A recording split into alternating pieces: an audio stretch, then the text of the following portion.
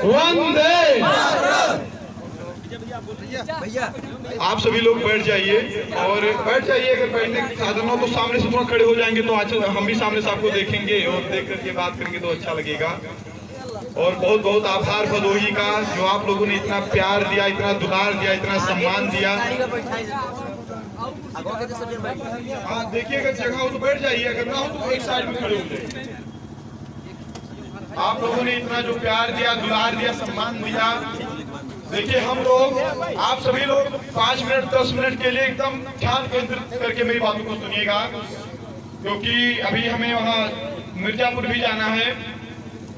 तो ये जो आपका सम्मान है, ये जो आपका प्यार है, ये आपका प्यार और ये सम्मान हमारे ऊपर एक कर्ज है, हमारे ऊपर एक कर्ज है, ये समाज का कर्ज है। और इस कर्ज को मैं सूद ब्याज लगा करके चुकता करूंगा। क्या बात है? सूद ब्याज लगा करके चुकता करूंगा। कल मैं लखनऊ गया था।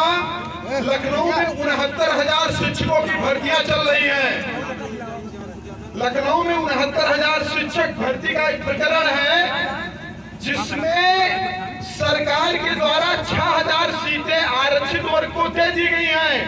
लेकिन सामान्य वर्ग के बच्चे 6 महीने से धूप छांव ठंडी बरसात में लगातार मेहनत कर रहे हैं, लेकिन उनकी बातों को कोई सुनने वाला नहीं है, उनकी बातों को कोई समझने वाला नहीं है। कल मैं गया था वहां पर उन भाइयों से मिलने के लिए। हमने कहा कि कोई नेता आपकी बात सुने या ना सुने, लेकिन आपका एक बेटा आपकी बात सुनेगा। जिंदाबाद जिंदाबाद। एक बात बताना चाहता हूं कि जंग में कागजी अपराध से क्या होता है, हिम्मतें लड़ती है तादाद से क्या होता है। हर जगह पर हमारा जाना, मैं कोई नेता मंत्री विधायक नहीं हूं, ना कोई न्यायाधीश हूं कि मैं ही सारी चीजों को सही से करवा दूंगा, लेकिन हर जगह जा करके मैं लोगों को ये महसूस करवाता हूं कि सौरों पर अत्याचार अगर होगा तो कोई खड़ा हो जाए, अकेले खड़ा होना पड़े, मैं खड़ा होऊंगा, मैं खड़ा होऊंगा।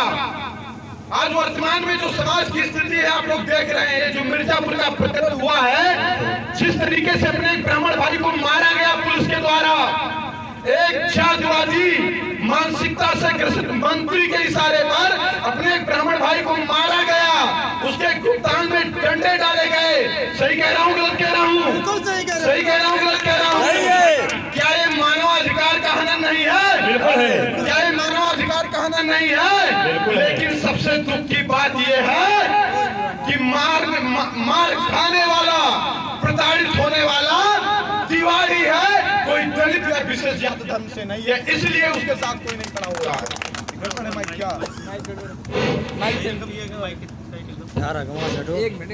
तो मेरे भाइयों, मेरे भाइयों, ये जितना भी अन्याय है, अत्याचार है, जुल्म है, इसके खिलाफ हमको आपको लड़ना पड़ेगा। उत्तर प्रदेश में 22% सवर्णों की आबादी है। उत्तर प्रदेश में 22% सवर्णों की आबादी है, फिर भी सवर्ण क्या कर रहा है? झंडा उठा रहा है, डंडा उठा रहा है, जिंदाबाद और मुर्दाबाद कर रहा है, जिंदाबाद और मुर्दाबाद कर रहा है।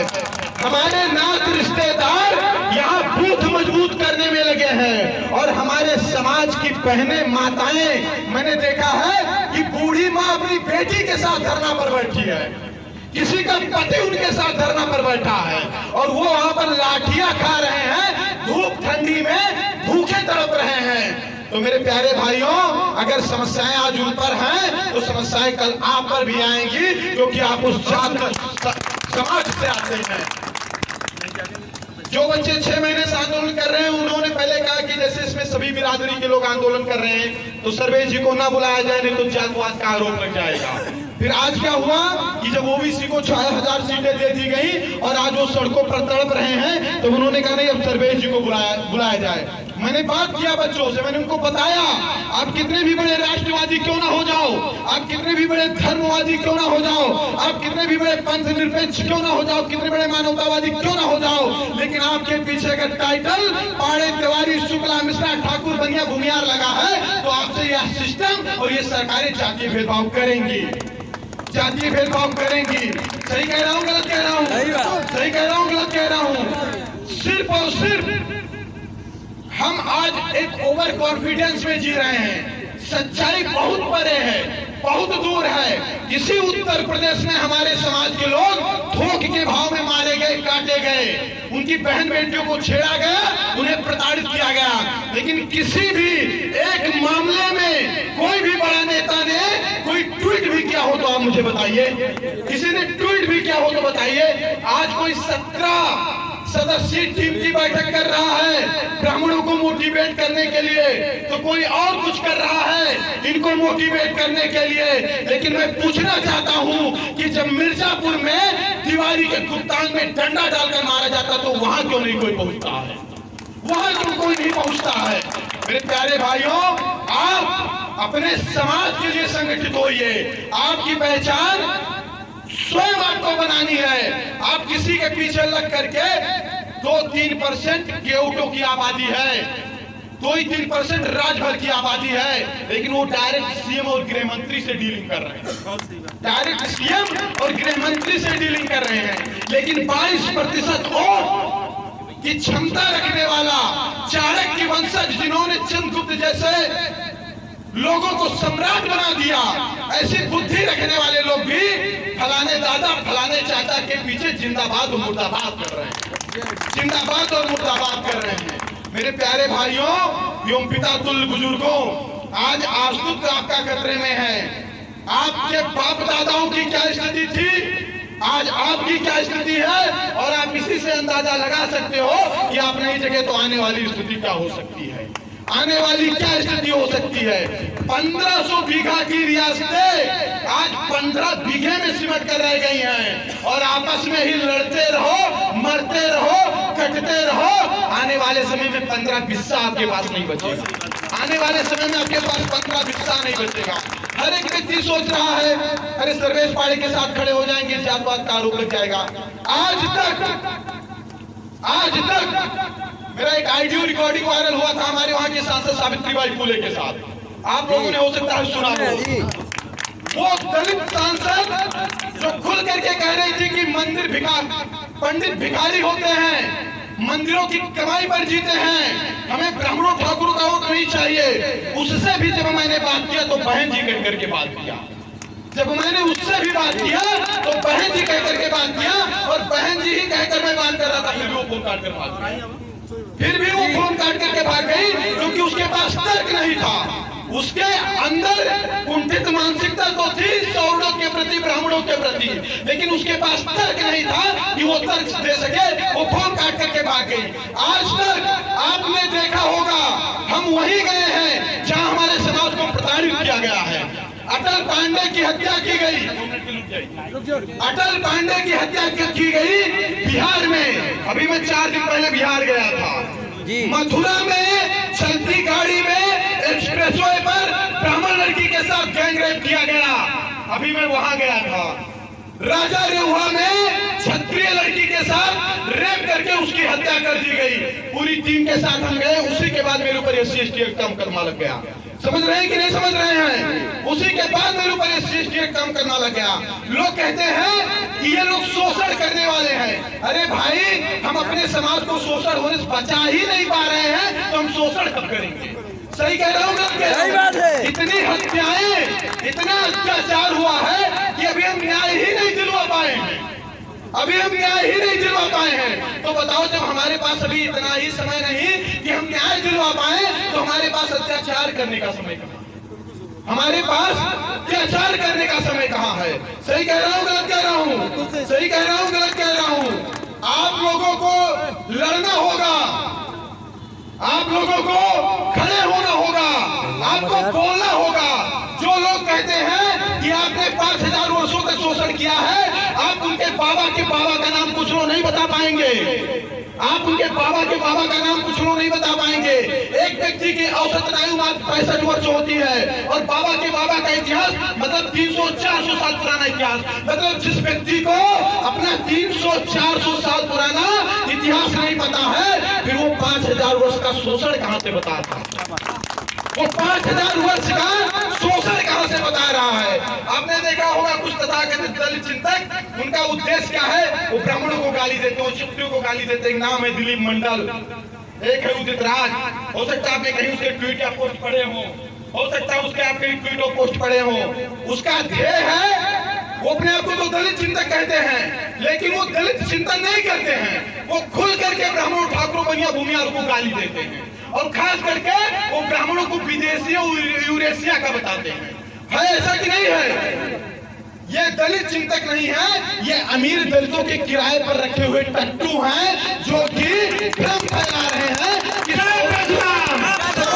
इनका अत्याचार कर रहा है और सौर इनका हक छीन रहा है। भाई जब 22.5% रिजर्वेशन इनके लिए आरक्षित कर दिया गया, तो क्या 70 साल से उस रिजर्वेशन में कोई सौर जा पाया है? कोई जा पाया है? यहाँ कोई कितना भी बाहुबली पंडित जी ठाकुर साहब क्यों ना हो, किसी आरक्षित लोकसभा और विधानसभा की सीट से का चुनाव लड़ सकते हैं। प्रधानी में जब सीटें आरक्षित होती हैं, तो वहां से कोई प्रधानी का चुनाव लड़ सकता है? जो 53,000 करोड़ और 85,000 करोड़ इनके आयोग के रिपोर्ट के आधार पर इनकी जातियों के लिए बजट दिए जा रहे हैं, तो उसको कोई सवड़ खा रहा है? ये सब चीजें जब इनके लिए हो रही हैं, तो इसे खा कौन रहा है? इनका शोषण कौन कर रहा है? इन्हीं समाज के अमीर लोग, इन्हीं के समाज के अमीर लोग। सही कह रहा हूँ, गलत कह रहा हूँ? लेकिन गालियां किसको देते हैं? हमको और आपको। एक बात ये कहते हैं, आप रोटी और बेटी का संबंध बनाओ।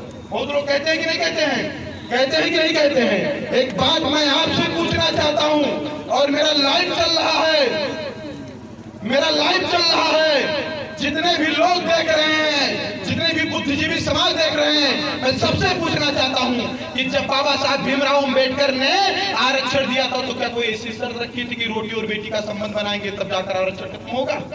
कोई ऐसा शर्त रखा था क्या? कोई ऐसा शर्त रखा था क्या? मात्र 10 साल के लिए आरक्षण की व्यवस्था दी गई थी कि पंगु लोगों को शेर बनाया जाए, लेकिन अगर 70 साल तक लोग शेर नहीं बन पा रहे, उसमें सौरों की क्या गलती है? उसमें सौरों की क्या गलती है? मेरे प्यारे भाइयों, इन्होंने शेरों को बांध करके सियारों को जिताने का काम किया। इन्होंने शेरों को बांध करके सियारों को जिताने का काम किया है, लेकिन ये हम बर्दाश्त नहीं करेंगे। एक बात यहाँ पर बैठा एक सवर्ण बता दे, एक बात एक शेर बता दे, एक शोर बता दे कि कितनी कृपा है सरकारों की हम पर, कितनी कृपा है सरकारों की हम पर। शौचालय से लेकर मंत्रालय हमारी जमीनों पर बने, शौचालय से लेकर मंत्रालय हमारी जमीनों पर बने हैं। 100 बीघे के लंबरदार और जमींदारों की जमीनें सेलिंग में और आबादी में निकलवा दी गई है, निकलवाई गई है,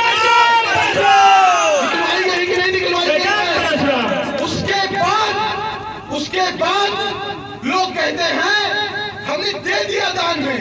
कभी 100 बीघा जमीनों के बदले 500 रुपए पेंशन तक नहीं मांगा है। मांगा हो तो बताइए आप, मांगा हो तो बताइए आप। अरे जब आप इतने क्षमता वाले हो, इतने ताकत वाले हो, तो किस चीज पर निर्भर हो आप कि कोई आपको चलाएगा, कोई आप पर कृपा बरसाएगा? नहीं, आप किसी की कृपा पर जिंदा नहीं है, आप अपनी योग्यता और क्षमता पर जिंदा हैं। और एक बात मैं स्पष्ट और कह दूं आज इसी मंच से, जिस दिन ऐसी स्थिति आएगी कि आपको किसी विशेष जाति समुदाय के कृपा पर जिंदा रहना होगा, उसी दिन लोग आपको इंडिया से उठाकर फेंकवा देंगे बाहर। उसी दिन आपको लोग इंडिया से उठाकर फेंकवा देंगे बाहर। आप सिर्फ और सिर्फ अपनी बुद्धि और ताकत से जिंदा हैं। समय का अभाव है मेरे प्यारे भाइयों। हर्षदेव शुक्ला यहाँ के जिला अध्यक्ष हैं, हमारे बड़े भाई आप चाचा जी, आप सभी लोग मेरे बहुत प्रिय हैं।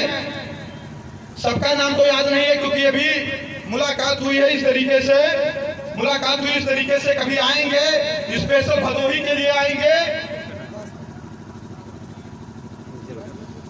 कभी स्पेशल भदोही के लिए आएंगे, बैठेंगे, डोर टू डोर कैंपेन किया जाएगा और अपने लोगों को जोड़ा जाएगा। क्योंकि आज सबसे टॉप 1 पर भदोही की टीम काम कर रही है। सबसे टॉप 1 पर जय जय श्री राम, जय जय प्रभु। हर्ष शुक्ला दिल्ली में रहते हैं, अपना ठीक ठाक बिजनेस चल रहा है, इनको दिल्ली से दौड़ने की आवश्यकता नहीं थी। सही कह रहा हूँ गलत कह रहा हूँ? ये इतना कमा लेते हैं कि अपने बीवी और बच्चों का पालन पोषण कर सकते हैं। कर सकते हैं कि नहीं कर सकते हैं? कर सकते हैं कि नहीं कर सकते हैं? मैं सर्वेश पांडे, ठाकुर शिवम सिंह, जयराम पांडे जी मिर्जापुर अपने मौसी के लड़के की लड़ाई लड़ने नहीं जा रहे हैं, अपने फूफा के लड़के की लड़ाई लड़ने नहीं जा रहे हैं। लेकिन हम लोगों को तकलीफ है कि हमारे समाज के साथ अन्याय हो रहा है और हम चीजों को समझ रहे हैं। तो हम नहीं विरोध करेंगे तो कौन करेगा? हम नहीं विरोध करेंगे तो कौन करेगा? बराबर हर लोग मुझसे जुड़े रहते हैं, हर स्थिति परिस्थिति में साथ खड़े रहते हैं। मुझे गर्व है ऐसे भाइयों पर। कुछ लोगों को मैंने देखा है, वो घर में लेटे रहते हैं, रजाई के नीचे से ही कमेंट करते हैं, सर्वे जी ऐसा आप गलत कर रहे हैं। वो रजाई के नीचे से ही कमेंट कर रहे हैं, सर्वे जी ऐसा नहीं हुआ, ऐसा होना चाहिए। तो मैं कह रहा हूँ भाई आप ही रजाई के बाहर और आप ही कर दो, ऐसा नहीं। सही कह रहा हूँ या गलत कह रहा हूँ? मतलब देखिए, ज्ञान कोई भी दे सकता है, कमियां कोई भी निकाल सकता है, लेकिन जो व्यक्ति 200 किलोमीटर 300 किलोमीटर बस से बाइक से यात्रा करके तुम्हारे अस्तित्व की लड़ाई लड़ रहा है, उसे मालूम है कि वो संघर्ष क्या है, उसे मालूम है वो संघर्ष क्या है। मैं अपने माँ का इकलौता बेटा हूँ, 1.5 साल का था तभी पिताजी खत्म हो गए थे। मैं किसी राजा के घर का लड़का नहीं हूँ, अपना जिंदगी और करियर सब कुछ दांव पर सिर्फ समाज के लिए मैंने लगाया है। और अगर समाज आज ये भी समझ लो, आपने देखा होगा कभी मेरे फेसबुक पोस्ट पर हंसी मजाक की चीजें नहीं आती हैं, कभी मेरे फेसबुक पोस्ट पर व्यक्तिगत समस्याओं की चर्चाएं नहीं होती हैं, कभी आप मुझे शादियां और पार्टियों को अटेंड करते फोटो डालते हुए नहीं देखा होगा। हम दिन प्रतिदिन सिर्फ और सिर्फ समाज के ही मुद्दे पर लिखते हैं, समाज के मुद्दे पर सोचते हैं और समाज के लिए ही करते हैं। ये सब लगातार करते हैं। तो सोचो, ऐसा करने वाले सर्वेश पांडे का अगर आप साथ नहीं दे पाए तो क्या आप सोचते हो कि कोई और सर्वेश पांडे पैदा होगा जो आपके समाज की लड़ाई लड़ सके, जो आपके समाज की लड़ाई लड़ सके? मैं आपको बता दूं, आप लोग मेरे भाई हो, आप मेरे परिवार के हो, कोई बात छुपाना नहीं है, आप सारी चीजों को समझते हो। मैं भी मनुष्य हूँ, मशीन नहीं हूँ, हमें भी दुख होता है, तकलीफ होता है, लेकिन लगातार दौड़ते रहते हैं। लोग शिकायत भी करते हैं, यहाँ नहीं गए वहां नहीं गए, लेकिन मेरे पास कोई पुष्पक विमान नहीं कि मन के वेग से मैं उड़ जाऊं। लेकिन जितना चल पाता हूं उतना चलता हूं, लेकिन किसी से शिकायत नहीं करता, मुंह से आह तक और उफ तक नहीं निकलती। इसलिए क्योंकि मैं समाज का अगुआ हूं। अगर मैं कहीं ये दर्शा दूंगा कि मेरे दिल में दर्द है तो मेरे समाज के लोग और डर जाएंगे। मैं सारी तकलीफों को झेलकर, मैं सारे दर्द को झेलकर, मैं सारे कष्टों को झेलकर हमेशा मुस्कुरा करके आप लोगों को लीड करूंगा, हमेशा मुस्कुरा करके आप लोगों को लीड करूंगा। और ये भी जान लो, जब तक सांस है तब तक समाज के लिए लड़ूंगा, मरने के बाद कोई पता नहीं। बहुत लोग विभिन्न प्रकार के सोचते रहते हैं, विभिन्न प्रकार के सोचते रहते हैं। कोई ये माइंड लगाता है सर्वे जी किसके खास हो, सर्वे जी किस पार्टी का समर्थन? भाई हमारा जन्म हमारी जाति में हुआ है, ना कि किसी पार्टी में हुआ है। हमारा जन्म हमारी जाति में हुआ है, ना कि किसी पार्टी में हुआ है। और आप सभी लोग बड़े हैं, बुद्धिजीवी हैं, आपको उम्र के हिसाब से तमाम चीजों के अनुभव भी हैं, आप समझते हैं। बहुत सारे ब्राह्मण संगठन बने, बहुत सारे सौर संगठन बने, लेकिन फ्लॉप क्यों हुए? 4 दिन की ठेकेदारी, 5वें दिन किसी राजनीतिक दल की दलाली। 4 दिन की ठेकेदारी और 5वें दिन किसी दल की दलाली। और जब जिंदाबाद और मुर्दाबाद ही कहना है तो फिर काहे दम भर रहे हो कि मैं फलाने समाज के लिए लड़ रहा हूँ? सही कह रहा हूँ, गलत कह रहा हूँ? मुद्दों पर समर्थन और मुद्दों पर विरोध होना चाहिए। कोई हमारे फूफा का लड़का नहीं बैठा राजनीतिक पार्टी। सही कह रहा हूँ, गलत कह रहा हूँ? और सुनिए, जब हमारी जाति ही नहीं बचेगी तो हम भी नहीं बचेंगे, और जब हम ही नहीं बचेंगे तो राजनीति का क्या करेंगे? राजनीति का क्या करेंगे? बस मैं चलना चाहूंगा, समय का अभाव है, इतना ही कहना था। बहुत अच्छा लगा मिल करके, बहुत शानदार तरीके से आप लोगों ने स्वागत किया, हमने हनुमान जी का दर्शन भी किया। बस यही कि आप लोग ऐसे ही हमेशा प्यार आशीर्वाद अपना बनाए रखिएगा। आपका ये भाई पूरे प्राण और प्रण से समाज के लिए लड़ता रहेगा। भारत माता की जय, वंदे मातरम। जय जय परशुराम, जय जय।